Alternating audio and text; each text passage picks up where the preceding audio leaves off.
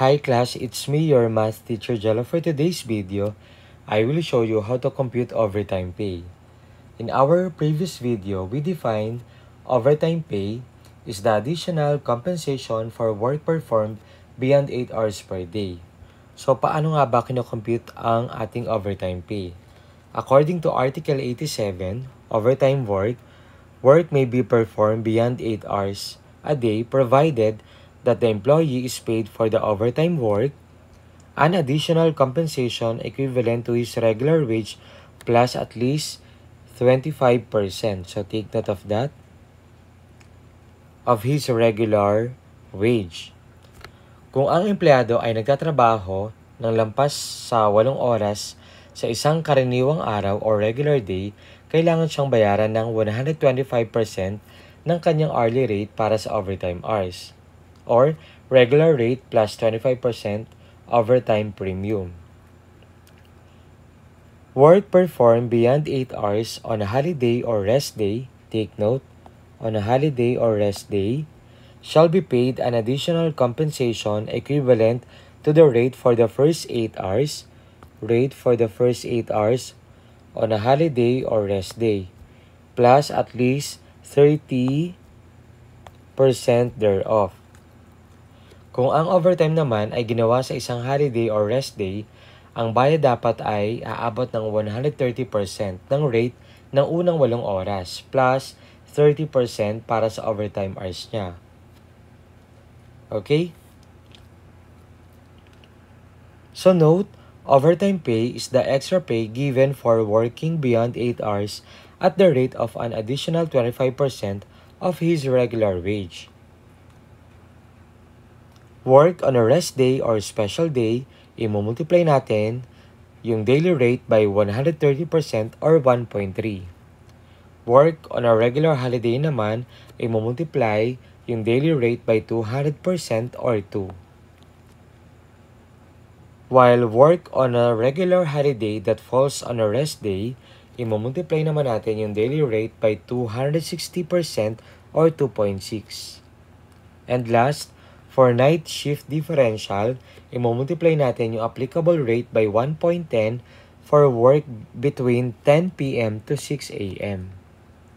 Para mas maunawaan natin ang mga ito, let's have illustrations. On ordinary day or regular day, ganito ang pagko-compute. Mag-example tayo. Myrna earns the regular daily rate of 340 pesos.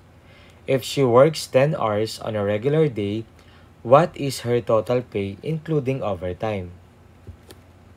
Okay, yung step number 1 natin dito, class. Find the regular hourly rate. So, ang ating regular, let me write, regular hourly rate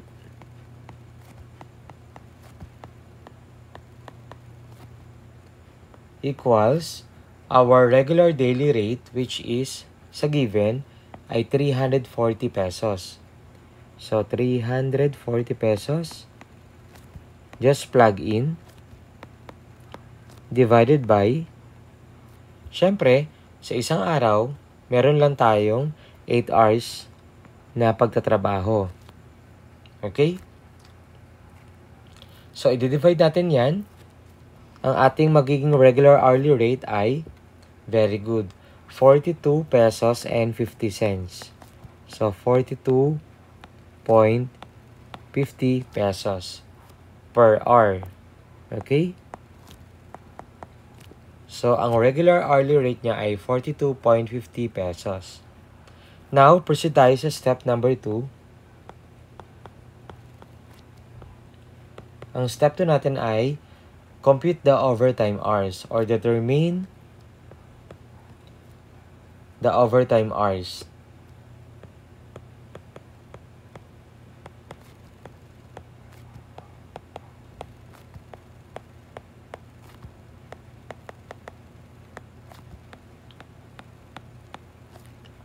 So, here, sa given natin, if she works 10 hours, so meron tayong 10 hours doon, minus Of course, sa isang araw, meron tayong 8 oras sa pagtatrabaho. So, 10 minus 8, that is equal to 2. So, merong 2 hours na overtime si Mirna. Okay? And then, step number 3,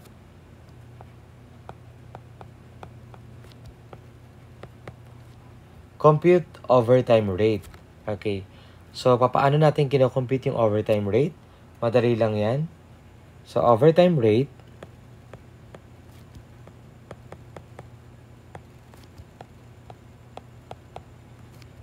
equals regular hourly rate plus 25% of regular hourly rate. So, by substitution, ang ating regular hourly rate na na-compute dito ay, which is 42.50 pesos. So, plug in lang natin. Just substitute 42.50 pesos plus, so take note of that, 25% off, which means, i-multiply natin class. 25% times ng ating regular hourly rate, which is ito yung na-compute natin, 42.50. So, uulitin lang natin to class. So, later, papakita ko yung mas madaling process dito sa pag-compute sa step number 3, 42.50. So, i-simplify natin. Just copy muna yan. 42.50 added by, so here, 25% times 42.50, that is equal to 10.625. So, 10.625. So, i-add lang natin to. That is equal to 53.125. Gets? Okay. So, ipapakita natin yung mas madaling process sa step number 3.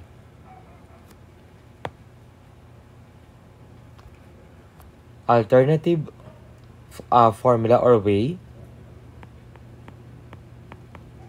Pwede nating i-apply ito. Sabi natin sa concept kanina, multiply by 1.3 or 1.25. Alternative. So, we have 42 pesos and 50 cents times, since we have 25%, so gagawin natin 125%.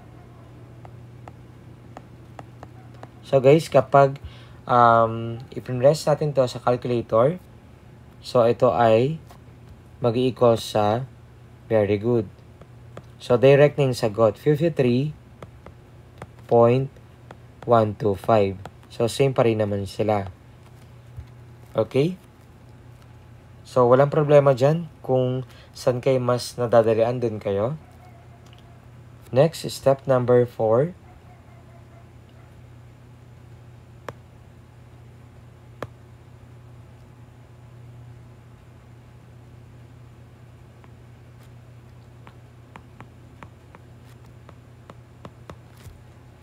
For step number 4, compute the total overtime pay.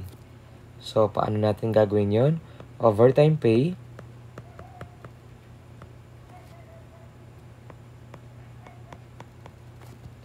equals overtime rate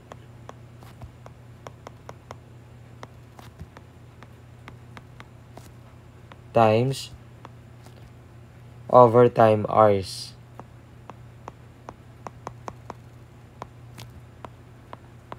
Plug in lang, class. Overtime rate natin dito, which is 53.125.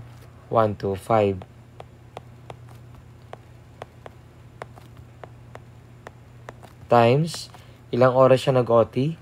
Step number 2 ay, which is 2 hours, right? So, times 2 hours. And then, multiply lang yan. This is equal to 106.25. So, ang overtime pay niya ay 106.25. Pero dito, sa tanong natin, class, what is her total pay? Her total pay including overtime. So, isasama natin si overtime. Gets? So, proceed tayo sa step number 5.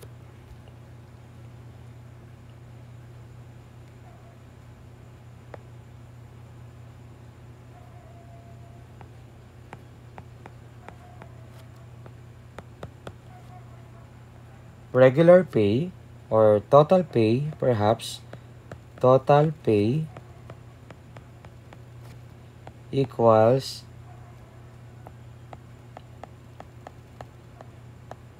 regular pay plus overtime pay.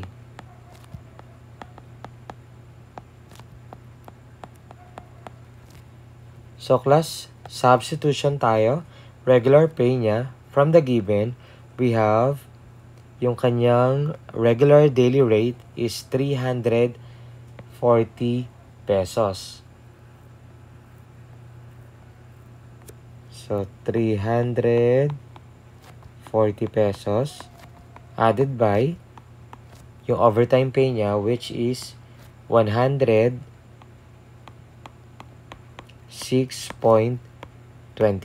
pesos.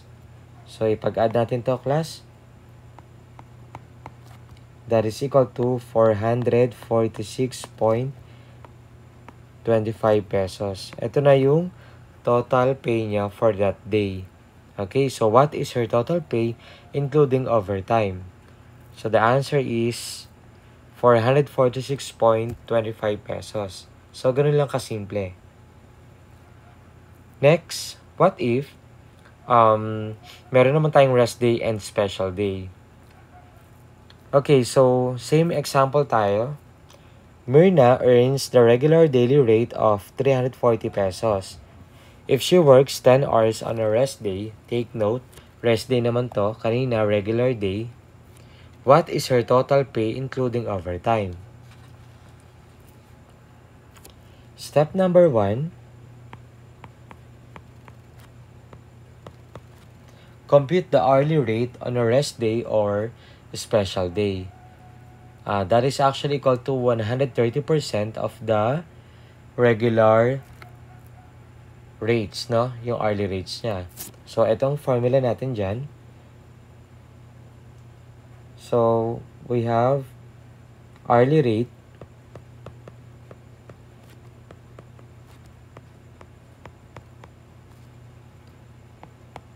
on rest day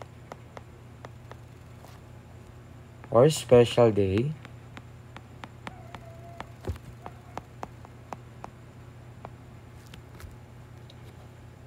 so equals 130%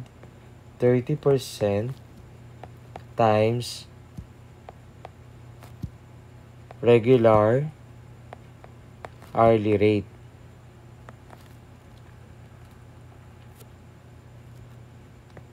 So 130%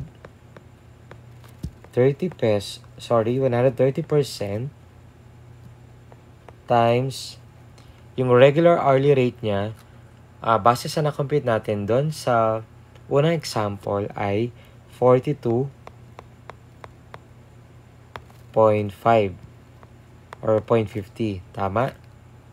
Okay.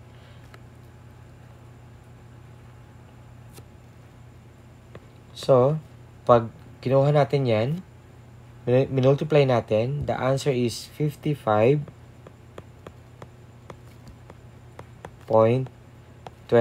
per hour. Gets? Okay.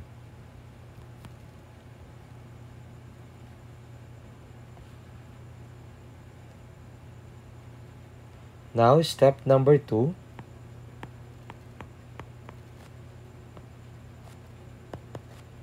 Determine the overtime hours. So, 10 minus 8. Kasi, paano tayo nagka-come up sa 10? So, 10 hours to. And then, sa isang araw, meron tayong 8 oras sa pagtatrabaho. So 10 minus 8 equals 2 hours. Next, step number 3.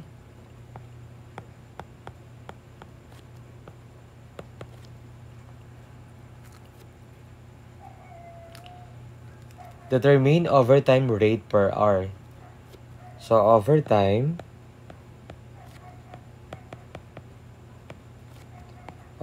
rate equals, okay, hourly rate on rest day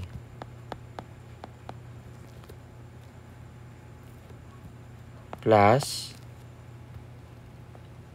30%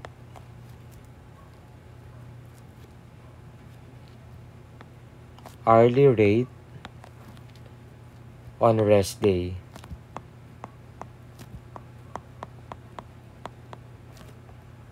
So this is equal to, so hourly rate niya on rest day, which is, ito yung na-compute natin, 55.25 pesos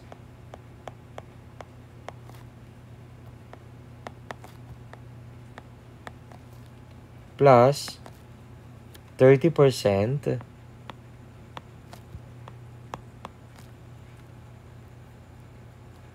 of, syempre, multiply natin yon, hourly rate on rest day, which is 55.25.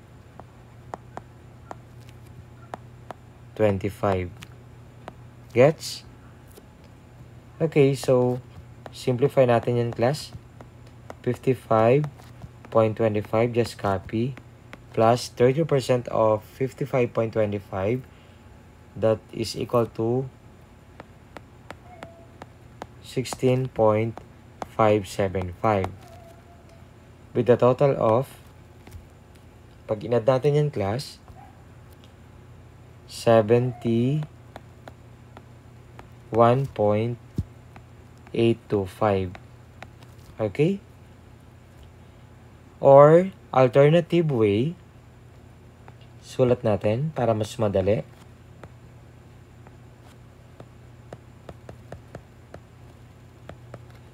So guys, pwedeng ganito, 55.25 pesos times 130%. Okay? So, kapag minultiply natin to, class, meron tayo magiging sagot na 71.825 using your calculator. Okay? So, same din naman magiging sagot. And now, step number 4. Hopefully, that will be the last step. So, total pay for the day. Since we have overtime rate na. Okay, step number 4 tayo.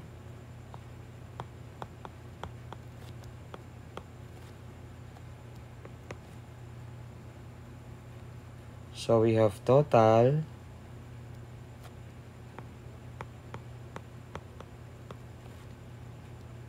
pay for the day equals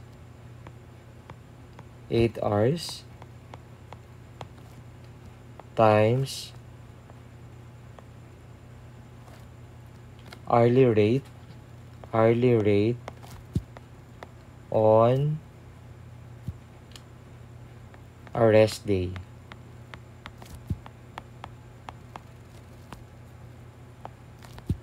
plus, of course, we have 2 hours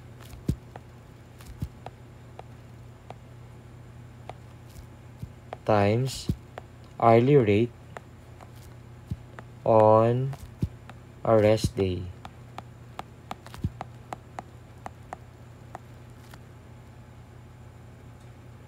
times, it's not yet done, times 130%.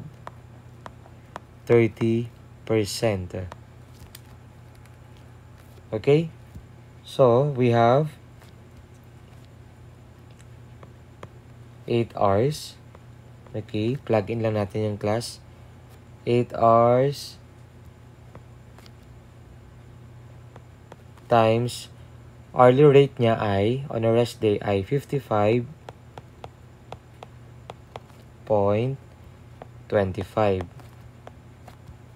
plus, of course, we have 2 hours times hourly rate on a rest day, which is on a rest day times 130%, which is equal to, very good, 71.825. So, paano natin na-compute ito? So, guys, ito yun. We have 2 hours ito yun. And then, times hourly rate on a rest day times 130%, that is equal to 71.825. Okay? And then, simplify natin yan. So, 8 times 55.25, that is equal to 442, right? Okay. Plus 2 times 71.825 equals 143.65. And getting the total, pag pinag-add natin sila, meron tayong 585.65. So, this will be the total pay for the day.